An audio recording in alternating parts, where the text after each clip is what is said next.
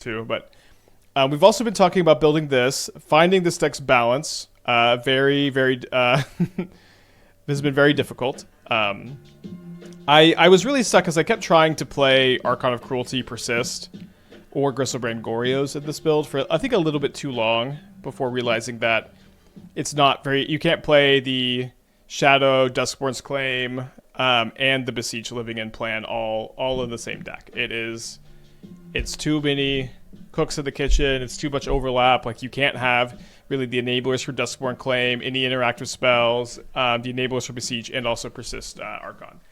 So once I kind of realized that, I think the deck came together pretty nicely. The idea is that you've seen the Duskborn Claim deck, you've seen the Beseech Living In deck. This deck, weirdly enough, I think you could just play both shells overlapping nicely to have two different kind of cohesive game plans here. Kind of like our first Parker Luck deck was playing the...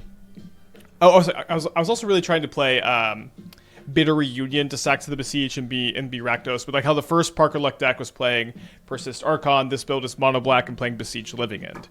And so this build lets you play a little bit more like lower to the ground fair creatures with Emperor of Bones, Bowmaster, Overlord of the Balemurk. It lets you have the 2-mana Mana Rock Terminus of Return, which can give you some turn 3 Beseech the Mirrors, which is pretty nice, and also sacks to Beseech.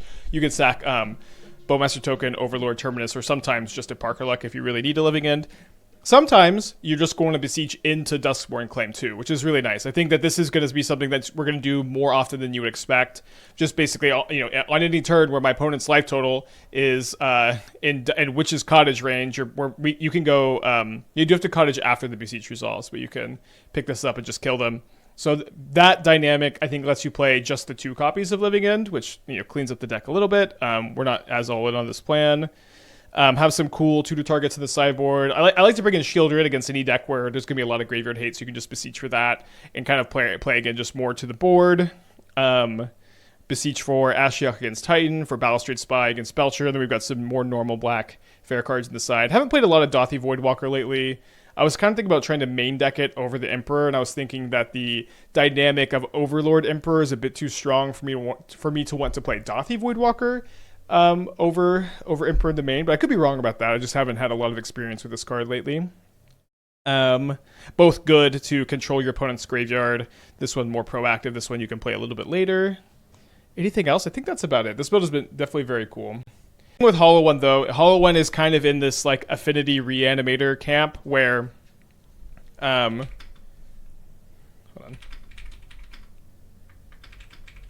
on. It's kind of in this affinity reanimator camp where you can high roll your way to a 5-0 no matter what your flex spots are. So if your flex spots are Hobgoblin or Nethergory for Bowmaster or whatever these like reasonable options are, you are going to find success regardless of what your 75 looks like, as long as you do the thing and your opponent doesn't do their thing, And so that's kind of the same dynamic with Reanimator, the same dynamic with Affinity, is that it's very hard to feel like you have the best 75 because like these little flex spots, like these kind of like okay to play cards, they just matter less. Okay, so my opponent has... so we're definitely going to want to try to set up for a Living End this game. Try to sweep this board. Now... with that in mind, I think I want to take the Ajani so that it's harder for them to have a Planeswalker post Living End, although this coming back to play is definitely a problem, though. Maybe we can cling to Dusty Ajani. Got any RC Houston top 8 predictions? I think predicting top 8, this is something that I was kind of thinking when we were talking about the PT. I think predicting the top 8 is a lot less important than predicting the overall win rate of decks. Because, like...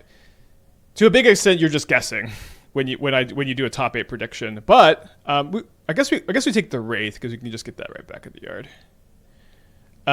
But when you do a win rate prediction, you can actually, I feel like, put a lot more thought and science into it, if that makes sense. Also, when you Beseech sack the Overlord comes back, which is really fun.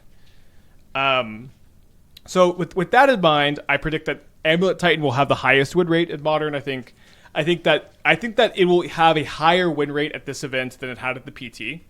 I think that the metagame for RC Houston is going to be more hospitable to... ooh, interesting draw. Let's see if we draw a land. Oh, sorry. Yeah, I'm just going to cast the Soul Stone. And then we are going to cling the Ajani, then cycle for a... I guess I don't need to get Witch's Cottage, do I? Don't want to get Witch's Cottage. We'll see. We'll cycle for something, and then we'll living it next turn. Yeah, but I think that the metagame for the PT is going to be more inhospitable than the metagame for this RC is going to be, and I think because of that, we're going to see a higher win rate. I think that Prowess is going to be more popular than it was at the PT, and I think it is going to have it's going to be a very solid choice. I think that Brood Scale might be more popular than it was at the PT. I also expect Brood Scale to be a good choice. Let's see. So I'm going to go down to 8, down to 7, down to... So I'm trying, for some reason I'm trying to calculate, the Flage come back at the same time. So this is going to be 3, 4, 5, putting me down to 2, and then the Cling puts me back up to 5, 2 after the fetch. So I could Cling the Ajani and just take the Flage hit, but that seems like it's notably worse if my opponent just has a second Flage. And then also they could just escape the Flage afterwards. So I guess I have to go after the Flage.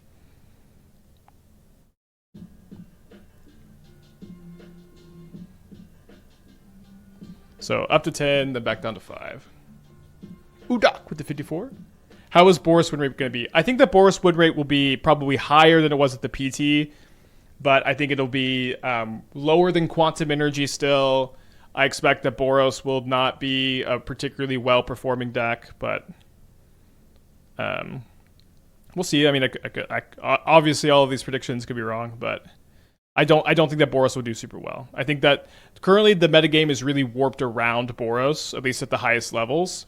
And I think it's difficult for Boros to succeed in a world of like Amulet Titan and the Goryo's deck and the Belcher deck, and even Prowess apparently is just very good against it. And I think Quantum Energy is good against it. I just don't think Boros has many really favorable matchups at the higher level. I don't know that it has any.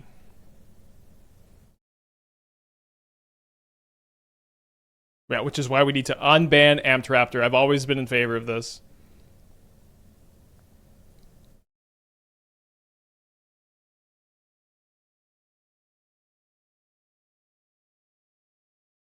So we might die to a bombardment. Although we don't die to just a bombardment this turn.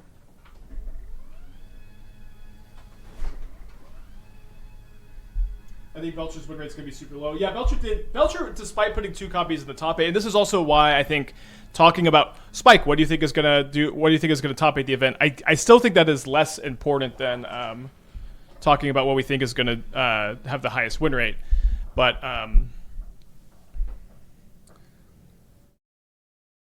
it's a basic planes. They should have probably attacked first because I was going to be scared of a Galvanic Discharge.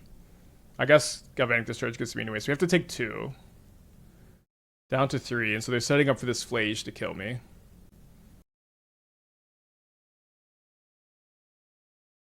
So let's go Emperor of Bones, the Flage the Ajani, and then the Ajani comes back with a Finality counter.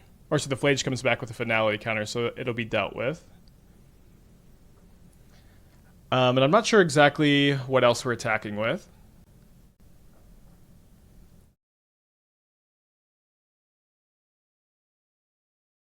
Abandoning the best feature of all time is kind of wild. Yeah, I know people still slander Amped Raptor so much.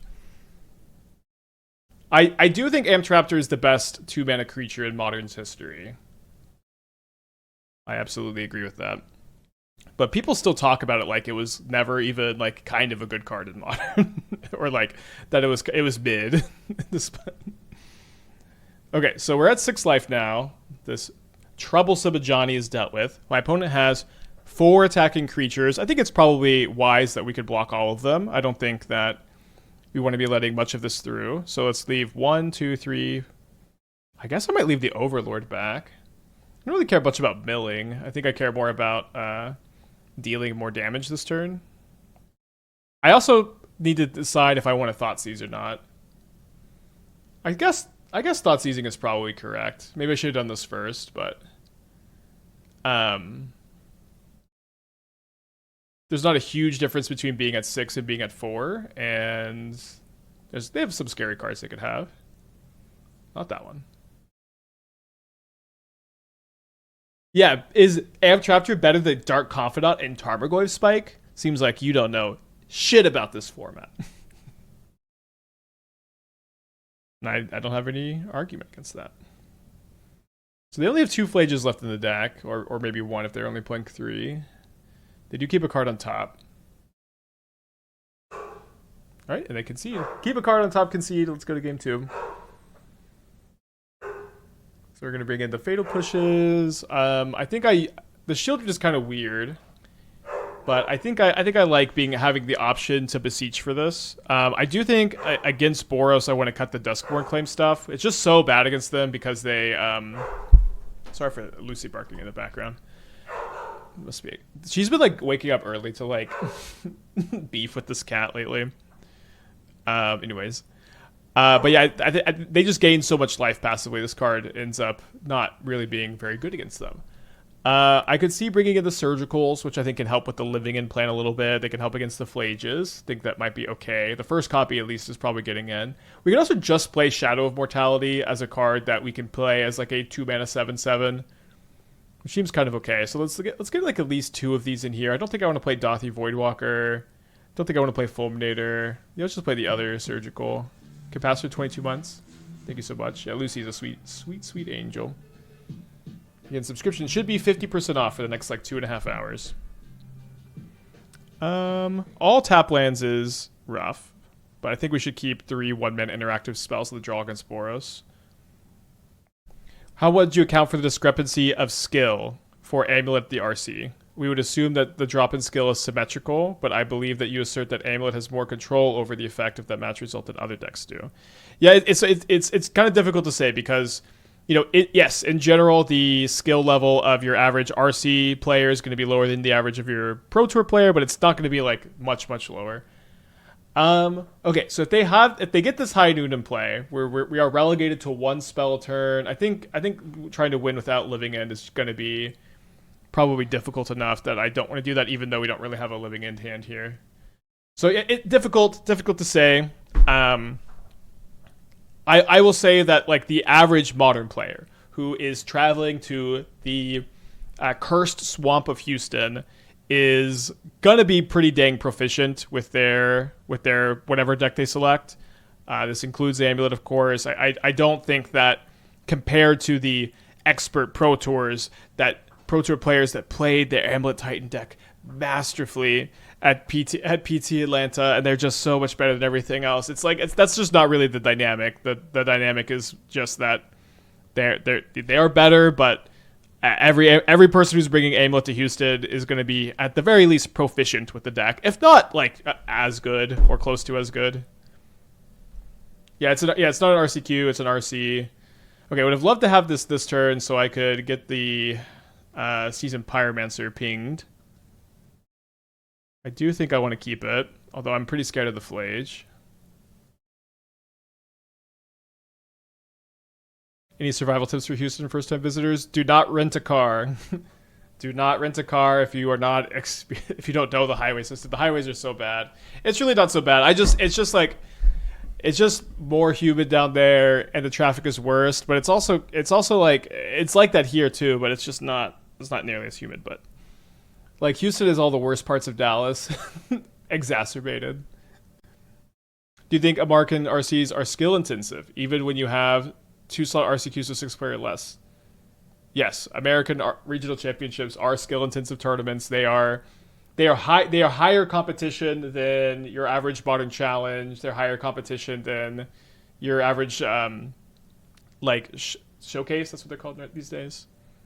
Oh, they flipped the Ajani. They do this before attacking though. Pretty good. Now we're a fetch land away from Arena Phlage.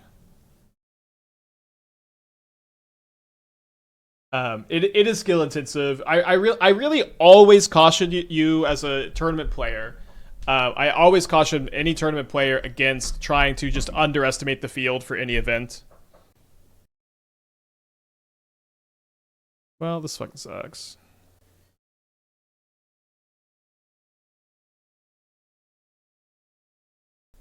It's just never really a good idea to be like, yeah, everybody here sucks at Magic, and the skill level is lower, and I'm just so much better than everybody else. Like, I like to some people think like this can give you like good confidence that's helpful, but I think in actuality, like you should just kind of always assume your opponents are good, competent Magic players.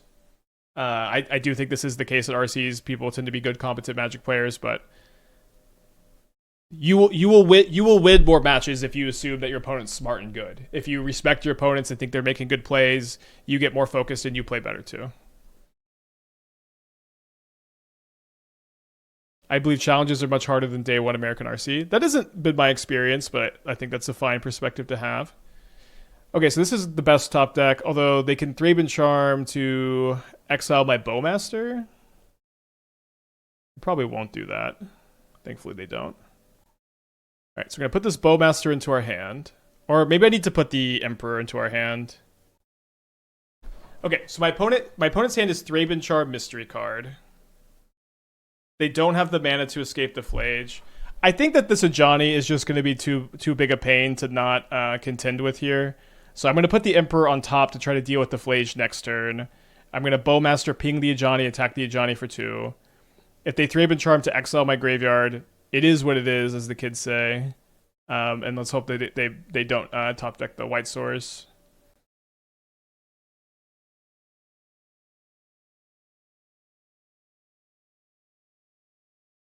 Yeah, but like, yeah, American RCs have like it's a ton of rounds, it's a ton of players. It's they're tough. Also, like on the note of like the 2-slot RCQs with 6 players or less, I know that those happen. I have never found one. It feels like every time I leave the house for an RCQ, it's like minimum like 30 players that are all like local grinders. I think maybe the smallest one I ever played was like 15. So I guess not minimum 30, but I think for the most part they're like around that big. I played one sealed RCQ where that was almost 100 people. I was 5-0. I was 5-0 in the Swiss, and I couldn't double draw into top 8, and I didn't top 8 this event. It was like, that's crazy. I started off 5-0 the Swiss, and then I lost the last 2 rounds to miss top 8. It was like they I think most of them are tougher than that would suggest. Okay, so my Shadow of Mortality can check the Flage. Was there a version of this deck that didn't run the Mortality plan? If you're going to play Parker Luck in your deck, you need to play Mortality. If you're talking about the Living In stuff, yes, we played a version of this deck without the Living In stuff. Okay, so I'm going to be down to 4, so my... Oh, wait, I'm just dead to the Flage attack next turn. I thought I was going to survive at 1, but just the Flage bombardment kills me. Dang. All right, game 3. So I guess I should have gone for the Emperor line.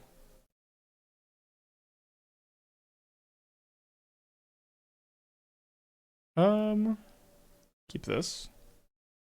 I will say that like the area I live in has always been really good for Magic. It's always been a really active place in the country. I was wondering if 0-Point Ballad is better than Toxic Deluge as a 1-of in the Rock deck. So I remember I was talking about 0-Point Ballad as I think it's specifically better against Boros Energy than Toxic Deluge is. But I think Deluge is better in like every other matchup. Especially now that people are like ephemerating Quantum Riddlers. I think he just... I'm going to surveil this turn, I guess. Yeah, now that people are like just ephemerating Quantum Riddler all the time, I think that you just wanna play Deluge.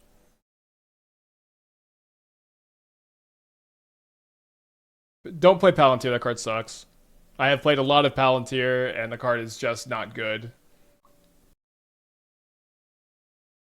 I wonder if I was supposed to pivot back to the Parker Luck plan since they have like all these Thraben Charms and stuff like that. All right, I don't have an enabler for this yet. I think I'm going to keep it anyways. Kind of still our plan A, right?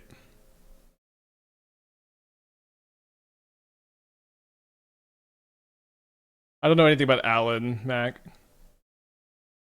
But you could probably find something. The Metroplex is, like, the DFW area is really big. I think it's like 8 million people here.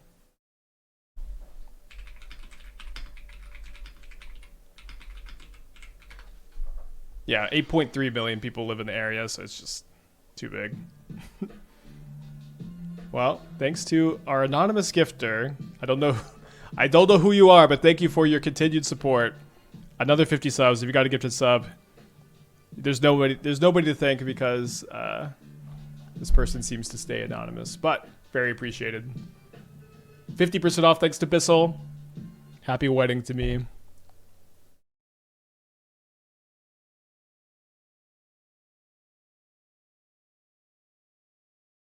I really don't want to exile any of my own creatures here because of the living end, but we do need to find a Soulstone, a Bowmaster, or an Overlord to get the living end cast.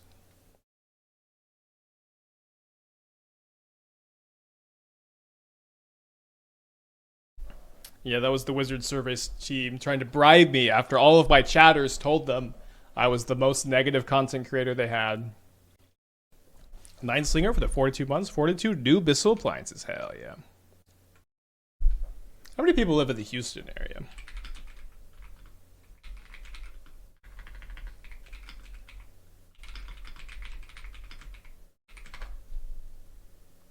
$2.3 billion. It's probably just accounting for Houston. I don't think it's counting all the. Okay, Houston greater 7.8. $500,000? I don't know if that's better to have $500,000,000 more, actually. Now that an anonymous gifter weighed in, do I have new takes on Spider-Man? Yeah, yes. The Spider-Man set for Wizards of the Coast is well designed, and it's actually so good you get to enjoy it twice in both the Open Path printings and the original Spider-Man version. I love sets that are all legendary creatures. Universes Beyond is sick and based. And let's go Spider-Man. Yeah, I saw Blake's tweet about the Silver Sif. I really like Blake. I think he's a sweetie patootie. I feel bad about all the shit he gets all the time, but I thought his post was good. So if this was a Parker Luck, we could have sacked it to Beseech.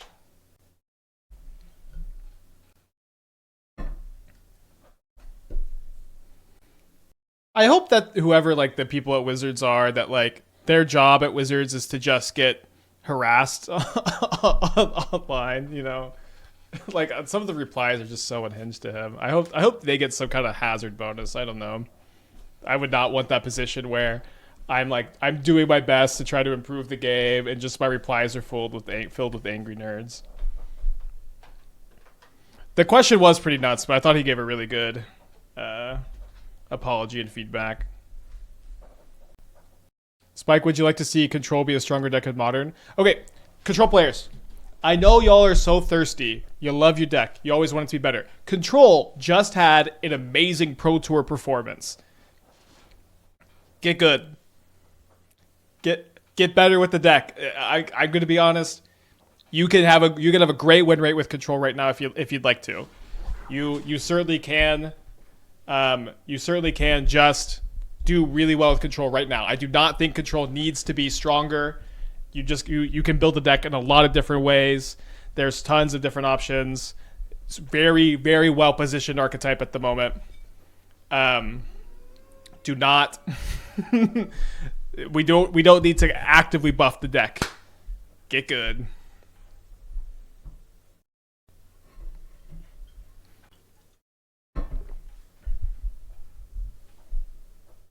Got 5 out with budget blue white. Oh, that's fun. That's really fun.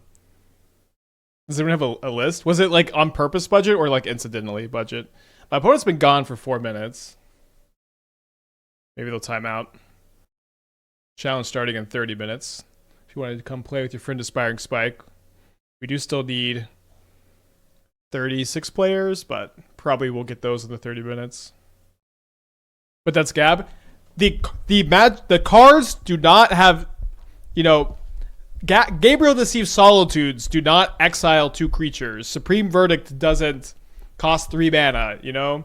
The cards do exactly the same in your hands, in my hands, in his hands. And also, when I say get good, I mean, you have room to improve. You can get better at something. There's very few things in life that are better than getting better at something. It is one of the most satisfying things you can do to see your progress and see yourself improve. Enjoy that.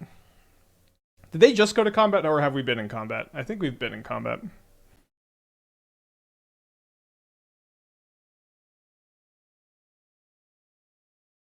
Okay, so it's mana's really budget. Only 2 counterspell in the budget build. It's interesting. 4 path. Ultima. Cool. Guy's Blessing over Emrakul. Very cool. I didn't do a lot of budget content over when I was writing for Channel Fireball.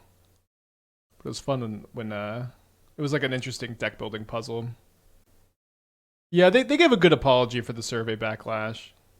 You know, and I will say this about Wizards of the Coast. Wizards of the Coast makes a lot of dumb decisions that seem to mostly come from the corporate level. Dumb business decisions that are really easy to avoid. Wizards of the Coast, more so than any other game company I see, and maybe I just obviously engage with them more than other companies, but they're really good about apologizing. An apology in 2025 is a hard thing to get. It is not an easy thing to find on the internet. A real, sincere apology. Wizards of the Coast, people, they really cave to online criticism and apologize and try to improve in a way that I don't think other companies do. So, despite them making a lot of very dumb decisions, you know, they aren't just deaf to the criticism, and they do come out and apologize. And so that's something. That's something. Yeah, we're playing the Ruck deck at the challenge. Not the Ruck. It's not a Ruck deck. Don't call it a Ruck deck. 25 minutes. Yeah, maybe there are other companies that do this. I'm obviously the most familiar with Wizards, but I do think that is a good thing that they do. A good apology is hard to find in 2025. Yeah, you know, and everybody makes dumb decisions too. I've been drinking lead apparently for months now. I apparently it should be pretty safe. Those protein shakes. All right, let's not relitigate this. Okay, my opponent has been inactive for 7 minutes, so I think 1 minute from now they're going to time out. I do think we are pretty behind this game. Our poor opponent here. Maybe I should restart. Although I didn't see like the little spinning thing. Everything looks good on my end. At Aspiring Spike, thanks for giving. Wait, does it say it's from me? I'll take credit. Even though it wasn't me. Has Watsy been giving me preview cards when we're out of jail? I mean, I think I've had 3 preview cards. Or I had 2 preview cards for Double Masters. No, I've had 4. I've had 5 and 1. I got 2. I got 2 for Double Masters. So 4 different times. The last one I got was in Aether Drift. Was that this year? That was this year. Carlos? No, it was B-Chan. Carlos, for the 3 months. Thank you. Welcome back. 10-minute prediction if they don't time out. They're going to time out before the 10 minutes are up. Although, how have they not timed out yet? Oh, it is 10 minutes, isn't it? Although we're already up 12. Did I spoil Ketchamos? No, yeah, I got Market back. I don't think they knew Ketchamos would be good in Modern. I think it might have been Commander Babe. They might have known. So someone at Wizards hates me for this. They can't, you know, what are they going to do to me, you know? I don't know. I don't feel like the absence of preview cards is really such a horrible fate to be resigned to. I guess we're doing this on 5 on the draw. I've been playing the KCI Eldrazi deck in Timeless. Get some crazy upgrades. Genuinely feels amazing. Nice. What kind of upgrades does it get? Legitimate question. What is the value of an apology if the behavior in question remains unchanged? Very, very little, but I think that Wizards of the Coast usually does do a pretty good job of changing directions for the stuff they apologize for. You know, I don't expect them to ever do a survey like this again. But maybe you could give an example of a time they've apologized and their behavior hasn't changed. Maybe there's, you know, a time I'm not thinking of. Bowmaster should be good against them. They should do a fixed grieve, pitch to evoke, only let the ETB go if you cast it. Well, there's kind of that in the new set, the new Lorwyn.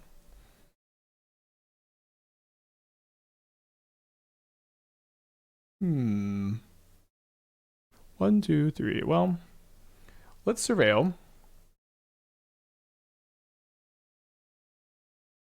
I guess I graveyard that to bring back to Living End.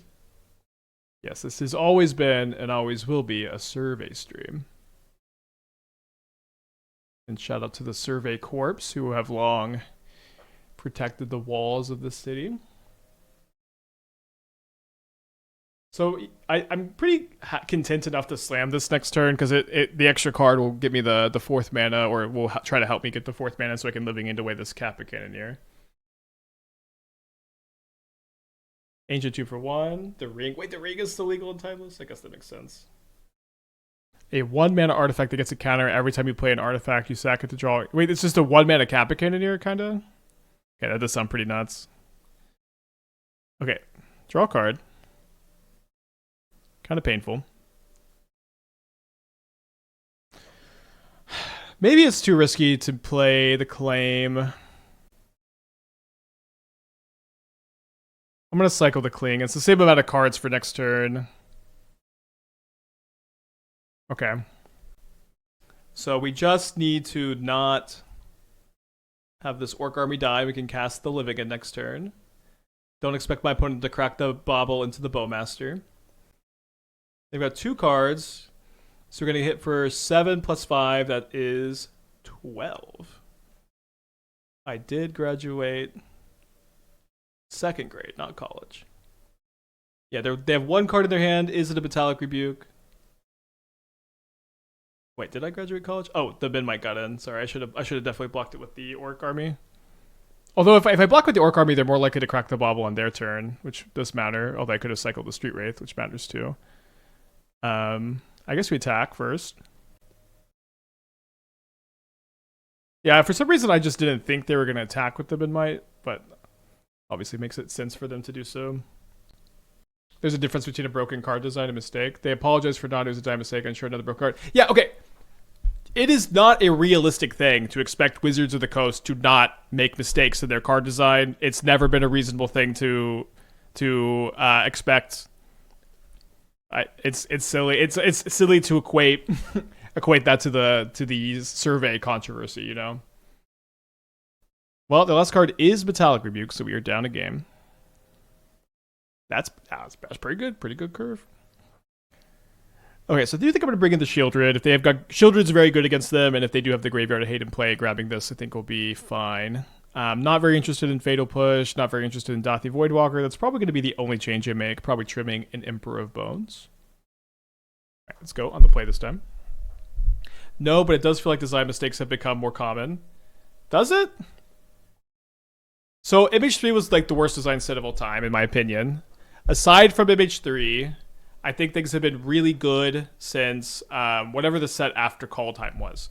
Like War of the Spark to Call Time was like that combined era was the worst era in history. Every single set had tons of egregious design mistakes with no breaks. There was just no good set in that era. Every standard set has been good has been very good for a long time, with like maybe the only problem with standard sets over the last like 2-3 years has been Up the Beanstalk. I don't know if there's any other standard set design mistake in the context of modern, at least. Definitely some in the context of standard, but like Beanstalk is also like I feel like a pretty like a card that you design for limited, and you know they just don't understand it's gonna be broken in modern. So I feel like the quantity of mistakes has been really good for a long time, and it got really concentrated in MH3, but design mistakes feel more common because there's about 1,000% more mistake sets than I could expect. I don't know. That War of the Spark to Call Time era was just, it was so egregious that I guess we'll cycle the Wraith first. It was so egregious that I think things are pretty good at the moment.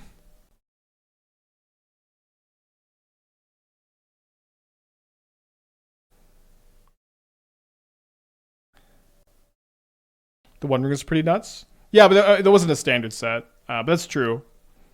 So as far as standard sets, I really think it's been only Beanstalk since then. The Ring was a big design mistake. MH3, ton of design mistakes.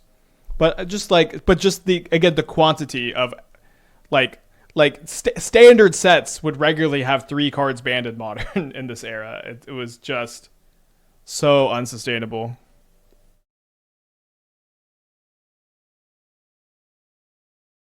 What's this? Lol, only 2. More egregious than Throne. Throne of Eldraine. Throne of Eldraine was in the war. Throne of Eldraine was after War of the Spark. It absolutely one of the huge problems. Like Throne of Eldraine, like the cards that are banned in Throne of Eldraine, there are more cards banned in Throne of Eldraine than any other Modern Horizons set. It's like, it's just so crazy. Are we in an era of like 7 cards banned? Well, I've said a couple times in this conversation in the context of Modern, which is what I feel comfortable talking about. I did also say there have been standard set design mistakes. I'm the Modern guy. I've been playing Modern kind of nonstop for a couple of years now. I guess I had a little break for Standard, but I probably shouldn't need to say every 2 seconds that this is through the lens of evaluating for Modern, right? Pithing Needle. Would Uro still be OP? Yes. Consider this. Turn 1, Utopia Sprawl. Turn 2, Uro. Put a land into play, consign to memory your Uro trigger. Consider this. Malevolent Rumble. Mill over your Uro. Grab a different card. Consider this. Ice Till Explorer with Uro.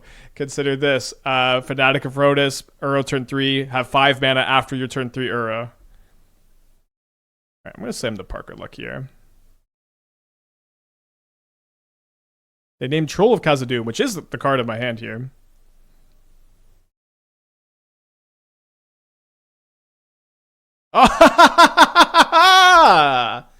Take 15, nerd. I don't know. None of that seems stronger than like 1K command.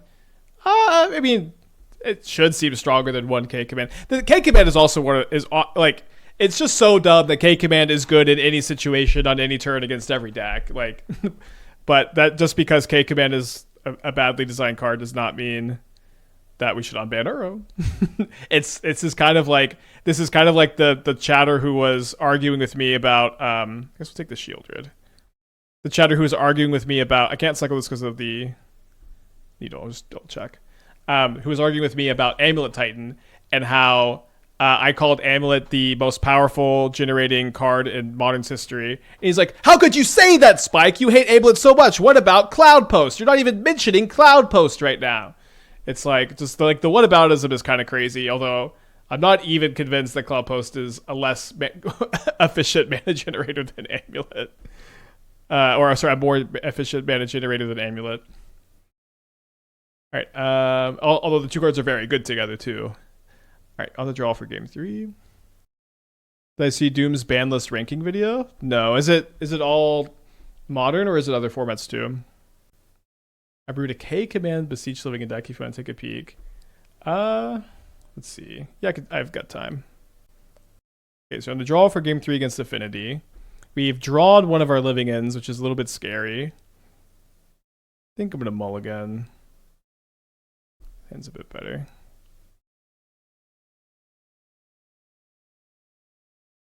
Wasn't Cloud Post pre-banned? I thought Cloud Post was pre-banned, which is why I didn't even think about it. Apparently, Cloud Post was allowed for 1 tournament in Modern's history, so before being banned, which is an interesting tidbit of history for sure.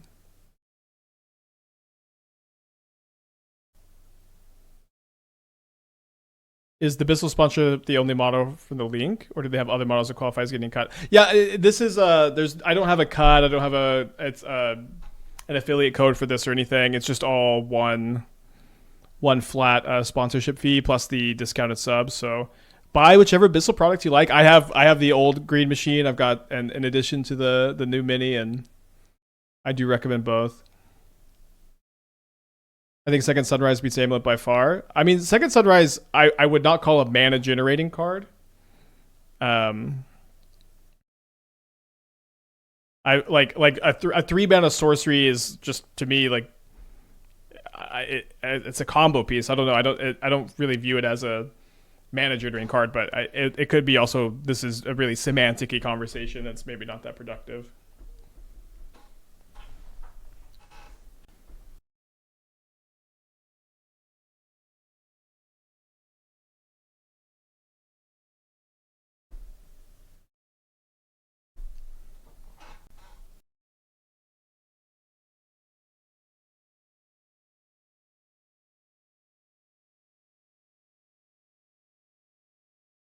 So hitting the Sheoldred's a bit awkward, since I was definitely hoping to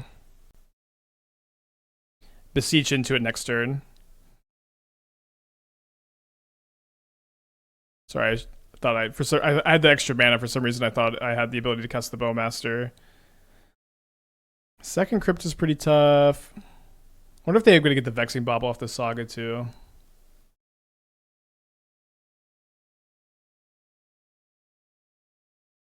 Amulet's also a combo card.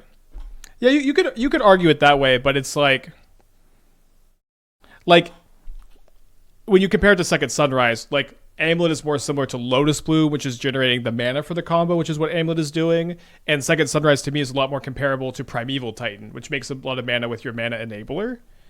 It's like you know, Lion's Eye Diamond's a really good mana enabler in Legacy, but it's so yeah, I want to like get a troll into my hand, so that in response to Tormod's Crypt, I can cycle a troll and have one thing in play post Living End.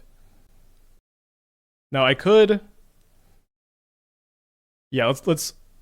I'm gonna have 6 mana next turn, so I can even double cycle. So let's go Witch's Cottage, a troll to the top end of turn here, with the intention of chump blocking with these Bowmaster tokens.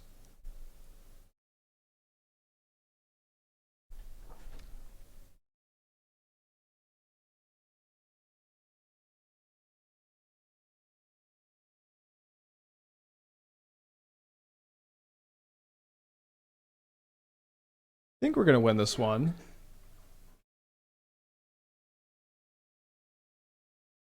Now they might needle my Verdant Catacombs.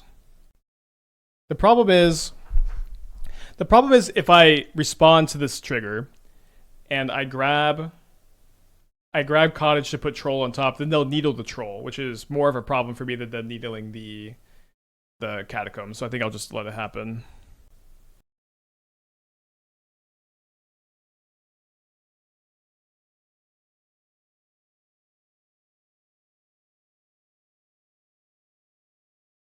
Looks pretty good. I would maybe main deck if you don't have like something like good like Parker Luck to cast off the Beseech, or a third Living End, maybe you should be main decking a Sheoldred, so you have the ability for like your second Beseech to be good, because I think it's tough when like the second Beseech you draw might just be a blank card, or mostly a blank card. But besides that, I think the build looks pretty solid to me.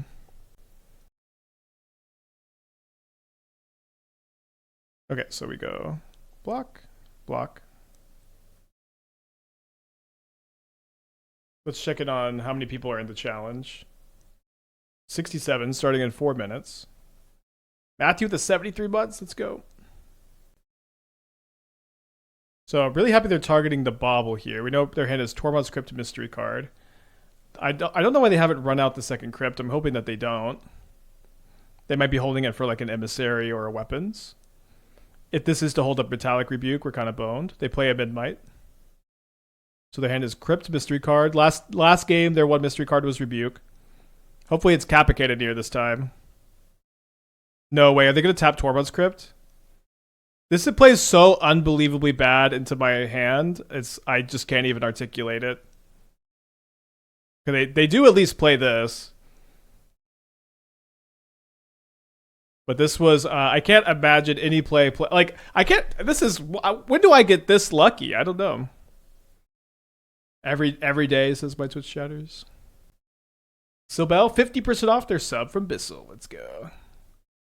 Wait, there are hands associated with the 6-7 meme now? It's getting out of control. So, looks like they're thinking about cracking the Crypt now. They decline. So usually you'd want to sack an Overlord to the Beseech so the Overlord comes back. I think this game it's going to make more sense for me to sack the Soul Stone since they've got the Crypt in play. We'd rather just keep the Overlords. Okay, so we're going to put this living in on the stack. My opponent is going to cycle the Crypt in response, or cantrip or sacrifice the Crypt. Cycle cantrip. What's wrong with me? Then we're going to cycle both Trolls.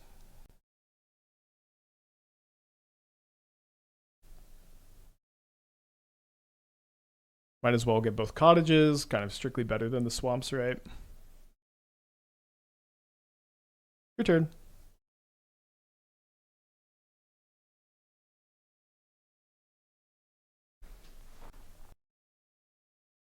Good top deck. Very good top deck.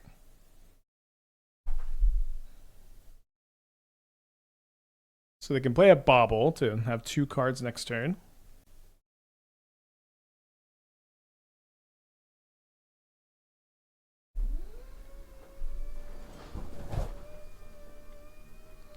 A lot of good top decks here. All right, don't say I never did anything. Oh, it's just so pointless to cast this since they're at 18. I never did anything for you, actually. Okay, so we don't want to get another Living End. Oh, you know what?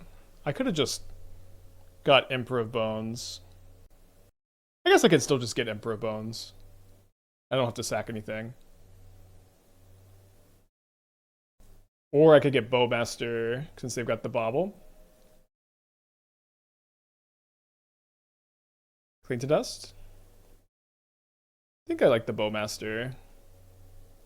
Like, I think kind of the only way we were going to lose this game is my opponent, like, chaining Thoughtcast and Thought Monitors together. This just shuts that off, right? Can they kill us if they draw Cannoneer? Oh, they can, can't they? Wait. No. 5, 6. They can hate. I think I'm just dead actually. 1, 2, 3, 4, 5.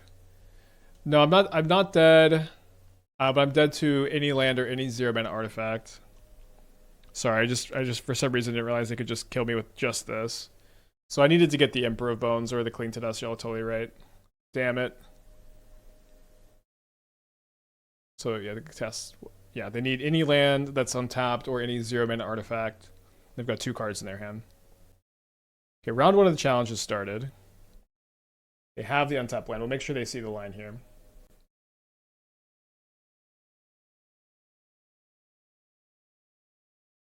All right, poorly played by me. 1-1 in the league. Should have been a win. You can keep this on the play.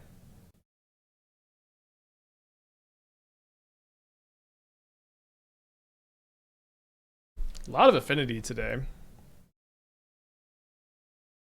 So I know that Frank Karsten said that affinity has been doing really well lately in what he's calling the winner's metagame of events. Is it? It's kind of surprising to me that affinity's been doing as well as it seems to have been doing. Main deck Crypt's pretty good. I don't know if we have any affinity mains. I mean, when you draw like this, it's pretty good. I guess you just get to do this.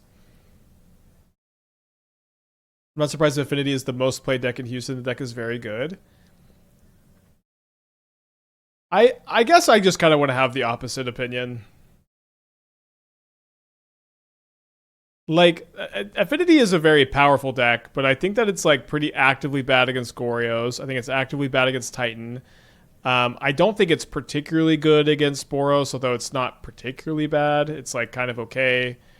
I think it is very bad against Tron. I think that it is very bad against Titan. I think it's bad against Neoform, although not super bad against Neoform. Affinity is favored versus Gorios. I think I just disagree with that, or at the very least, it's not too hard for Gorios to be very good against Affinity if they are playing enough sideboard cards against it. But I kind of think that I even just mostly disagree, because I think that Affinity Game 1 cannot be that good at disrupting the Gorios plan. Maybe if they're playing a million Crypts at the main, they can be good against it. which I guess they kind of are. So maybe I'm just totally wrong about that point then. But aside from like, you know, I would say that the Gore's plan is pretty good against Affinity game 1, and let's see, they've got 10, 11, 6, 7. Am I just hoping to top deck Beseech? I could YOLO the Duskborn claim. Tron can't beat a pile of drones. That's absolutely not true.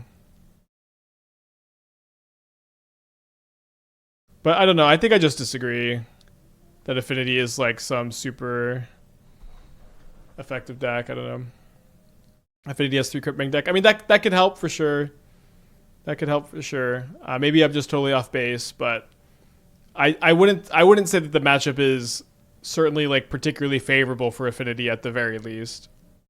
And again, it's also like Affinity can just be really, really, really weak to like the sideboard cards that Esper is capable of playing. Like is Tron on the play against the pile of drones? Just like their car and just gets them, you know? It's like Snow Crash with the 5-pack. Thank you so much. 50% off thanks to Bissell. Right, same sideboard plan. So I don't know. I do not expect Affinity to do super well at RC Houston. I guess I'll say that. Maybe people are going to be really unprepared for it still. Like, I think that was kind of the main reason it did well at the PT was because people were relatively unprepared for it. And Affinity is a really powerful deck if people aren't packing a lot of hate, but it's a really beatable deck if people are. We could also look at the let me pull up the PT data for Affinity versus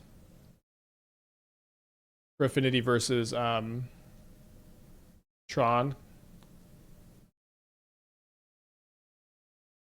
Caterpie also with the 5-pack. Thank you so much. Chuck with the 10-pack. 50% off thanks to Bissell. Pretty crazy. Honeymoon well funded. Y'all are a bunch of sweethearts.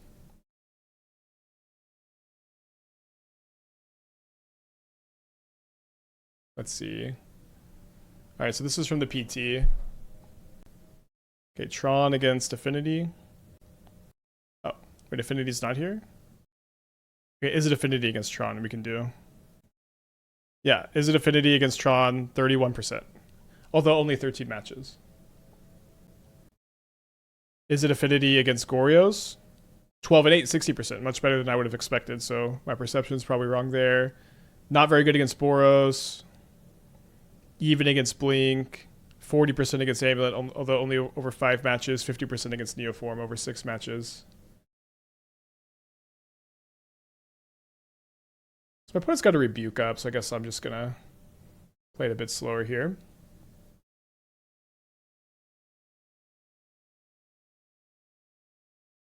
I think I'll just trade this for the Rebuke.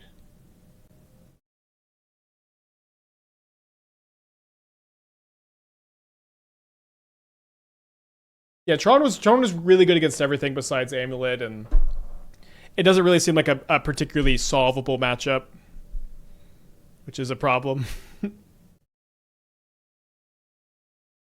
Alright, so I'm hoping I can mill over a Shadow of Mortality and just kill them with the Cottage next turn.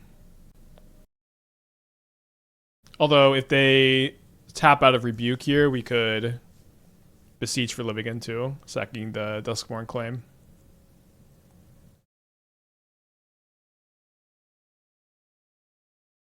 I bet Affinity is not as good versus Tron as Titan was. Well, Titan's insane against Tron. Affinity is unfavored against Tron, so yes. Affinity is also very, very bad against Titan. And I mean, this is also just kind of the thing about Titan is that it has a couple like unfavorable matchups, but it also has so many matchups that like it just absolutely crushes. Are we still calling this deck Cottage Cheese? We haven't called this archetype Cottage Cheese in a while. Maybe we could bring it back.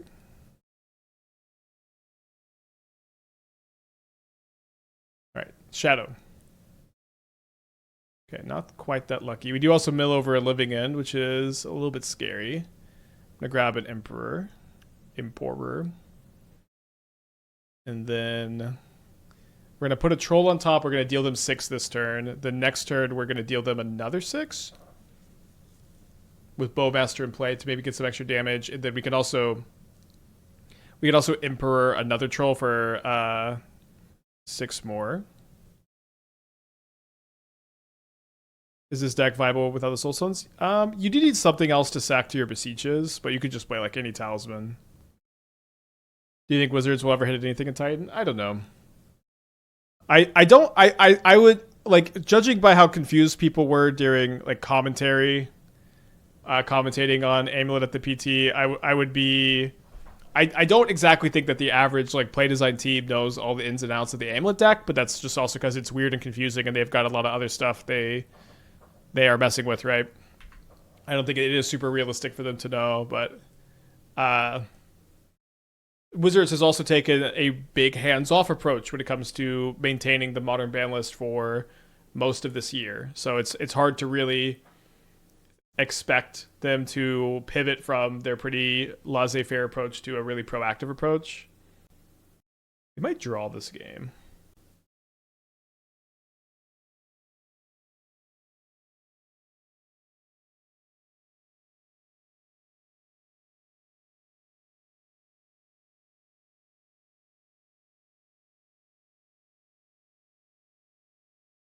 So my opponent's still holding up the Rebuke. I guess. Oh, they're not holding it up anymore? Why would they do that? I guess they would do that if they don't have it in their hand. That might be the case. They don't have any. I guess we could die to Thought Monitor if Thought Monitor is their top card. Oh, okay. Wait, they don't have enough to tap though. But I'm pretty sure we're just gonna go cycle troll, put a troll on top, Emperor Bones of Troll. You have to cycle, so I could get enough trolls in the yard here.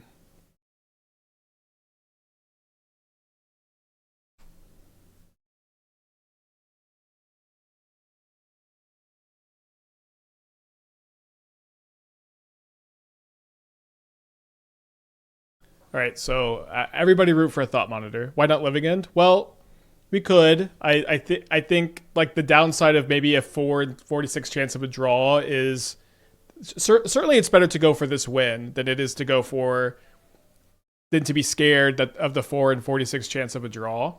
Because like I think we're more likely to lose that game than we are to hit this draw, right?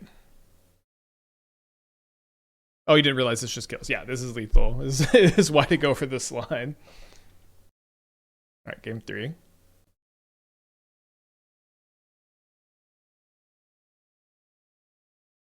Am I crazy to think the Titan isn't that complex? Like it's difficult to pilot perfectly, but sure is decent. Does require PhD. It's really complex. I'd say that on Magic Online, it's not nearly as complex to play because you have your like formula cheat. In paper, you have to juggle you probably have to juggle like maybe 50 triggers on the same turn. Like that is absolutely complex, and it's complex in a way also that like a lot of times your opponents are like confused and slowing you down, and you have to explain everything. When we're talking about like the complexity of like your average Magic the Gathering turn, it absolutely is. Guess I'm gonna bottom both of these. Above average complexity. Caustic Bronco doesn't fit in here. We have played Bronco in this shell before. It's not the best card overall. Uh-oh. Flood. Guess we could have gone to 4.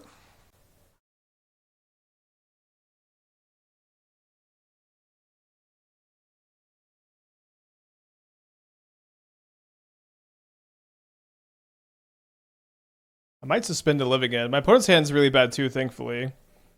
Zinzi with the 6 months. Thank you. Welcome back.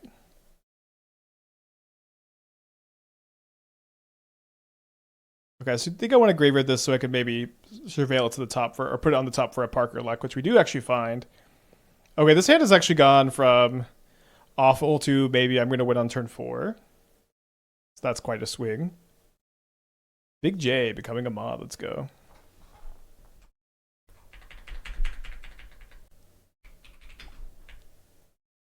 Uh-oh.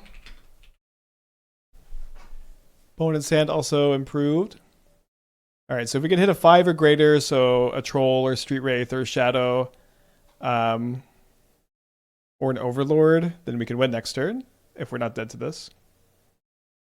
Instead, we hit just a Cling to Dust. They also can Shadow Spear up there, Kappa Cannoneer, which is pretty bad. I feel like they've completely locked themselves into no changes by putting in the middle of the RCs, but thankfully Modern's decent right now. Modern is decent, but I don't know. I just feel like it has a lot of room for improvement still. We'll see.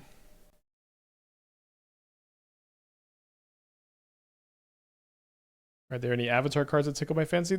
I haven't like looked that closely at them, but I do remember there being some, yeah. Yeah, they could maybe do some unbans, some like low impact unbans.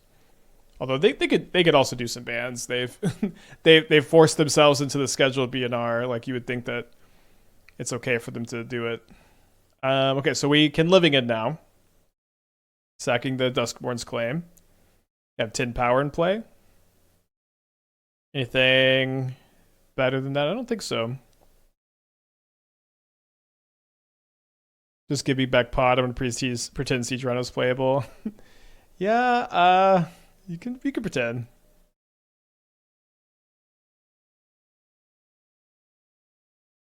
Like Birthing Ritual is like so much comically better than Birthing Pod. Alright, they don't necessarily have the mana to activate that Saga next turn. They'll probably have something to tap to the drums. Their first land of the game on turn 5. Why As Retold card is weak in Living End. It isn't necessarily weak. You typically want to have more than just Living End to cast off of it. It's, you know, Beseech is like a 1 card Living End, or I guess you have to sack something to it, but you don't need As Retold and Living End, you just need the Beseech. You could play As Retold in some of the shells, but typically you want to go Cascaders or Beseech instead.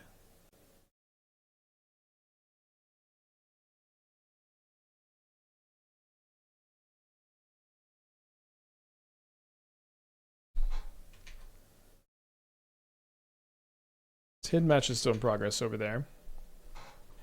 Wait, they have another Kappa Cannoneer they can cast?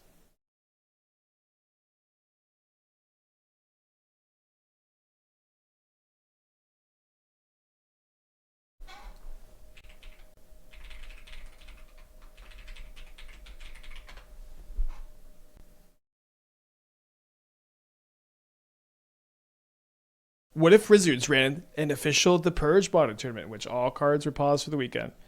I don't think you'd get a lot of data out of that, you know. I think Nadu would still be Nadu, Ivugan would still be Ivugan, Gataxian Probe would be Gataxian Probe. The broken cards would still be broken, and then I don't feel like the more nuanced decisions that you could find would really have much room to shine amidst like the Purge tournament.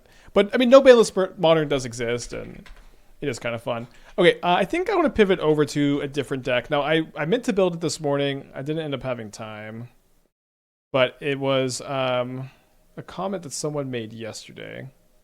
I think we can get